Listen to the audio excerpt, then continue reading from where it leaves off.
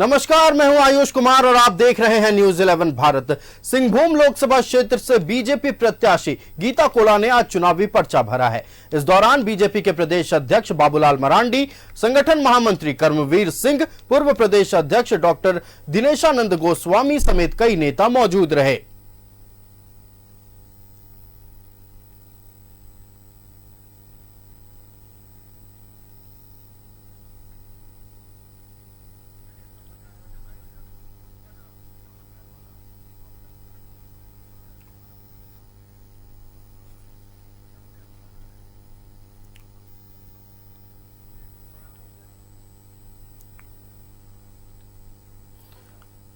अब हम आपको सीधे लेकर चलते हैं चाईबासा के खूटकाटी मैदान, जहां बीजेपी के प्रदेश अध्यक्ष बाबूलाल मरांडी संबोधित कर रहे हैं। बल्कि आपने देखा कि हेमंत सोरेन के राज्य में या पिछले दिनों चंपई के राज्य में भी क्या हुआ, जो नौजवान मार भात खा करके तैयारी करते हैं, सरकारी नौकरी हमें मिलेगी, और जब परीक्षा में जब भी बैठने के लिए गया तो पेपर लीक हो जाता है पहले, क्योंकि पहले ही लोगों ने सीटिंग कर रखा है लाखों रुपया में। अब गरीब बेचारे कहां से लाएंगे? इस राज्य की नौजवानों का भी जो रोजगार है उसको भी पैसे में बेचने का काम करती है सरकार, और इसलिए मैं आज जेल में वो बंद है। यही मैं आज आप सबसे कहने के लिए आया हूं। दूसरा, वो लोग क्या कहते हैं, बीजेपी की सरकार बनेगी तो ये संविधान को समाप्त कर देंगे। अरे कांग्रेस पार्टी ने, झारखंड मुक्ति मोर्चा ने, ये लोग तो संविधान को मानता ही नहीं है, इसलिए लोगों के अलग अलग कानून है। पिछले दिनों आपने देखा, कल परसों भी कल लोग इकट्ठे हुए थे, कल लोग बार बार दोहराते हैं ये लोग संविधान को समाप्त करेगी बीजेपी तो संविधान को एक धर्म ग्रंथ की तरह मानते हैं। और देश के प्रधानमंत्री नरेंद्र मोदी जी ने तो संविधान दिवस भी मनाने का प्रारंभ किया पूरा देश में। और इन लोगों ने संविधान के साथ क्या करता है, भारत के साथ संविधान कहता है, कानून क्या कहता है, सबके लिए बराबर हो। लेकिन यहां पर इन लोगों ने, आपने देखा होगा, इन लोगों को जब नोटिस देती है जांच एजेंसी तो ये लोग शामिल नहीं होते हैं। राज्य के जब मुख्यमंत्री हेमंत सोरेन थे, कितना बार उनको नोटिस दिया गया, कितना बार उनको नोटिस दिया, शामिल नहीं हुए। यानी उनको विशेष अधिकार है, मुख्यमंत्री है, शामिल नहीं होंगे।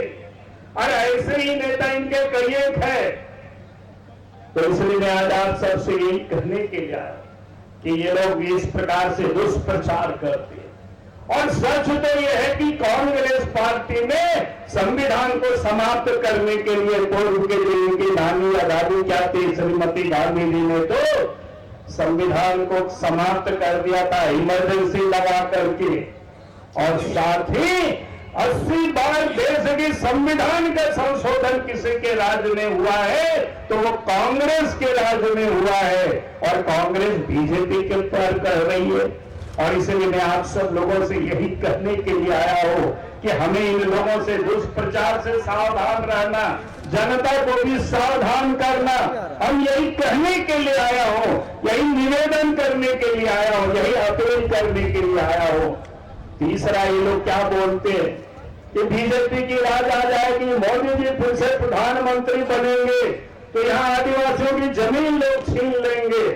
मैं तो कहता हूं कि भी आज बताओ कि इस राज्य को बने हुए 23 साल हो गए, 23 वर्षों में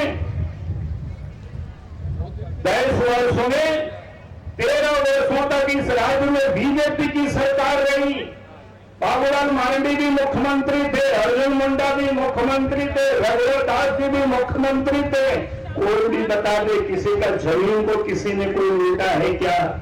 और आज मैं दावे के साथ कह सकता हूं कि हेमंत सोरेन के मुख्यमंत्री काल में हेमंत सोरेन ने पूरे झारखंड में लोगों की जमीन को लूटा है, और दूसरों का नहीं, आदिवासी गरीबों का जमीन को लूटा है। सीएनटी एक्ट का उन्होंने उल्लंघन किया है। हर जगह उनकी जमीन आपको मिलेगा, 1, 2, 3 नहीं बल्कि सैकड़ों में डीड आपको दिखाई पड़ेगा। हमारे पास तो कई लोगों ने ला करके दिया हुआ है, कभी समझ में नहीं आता है। कोई घर बनाने के लिए तो समझ में आता है एक जगह कोई ले सकता है, लेकिन इन तो सब जगह यही किया है। और दूसरा मैं लोगों से कहूंगा कि भाई आप जरा याद करिए जिसके साथ वो सरकार बना करके जिन लोगों के साथ दोस्तियारी करते हैं, अगर इस झारखंड में लोग विस्थापित हुए हैं जमीनों से, तो कांग्रेस की राज में लोग विस्थापित हुए हैं।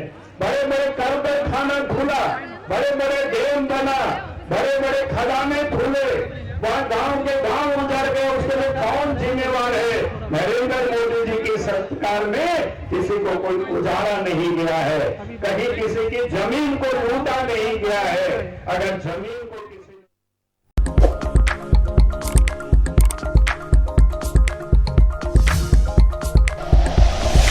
Like and share videos, subscribe करें हमारा चैनल और प्रेस करें बेल आइकॉन। न्यूज़ 11 भारत, सच है तो दिखेगा।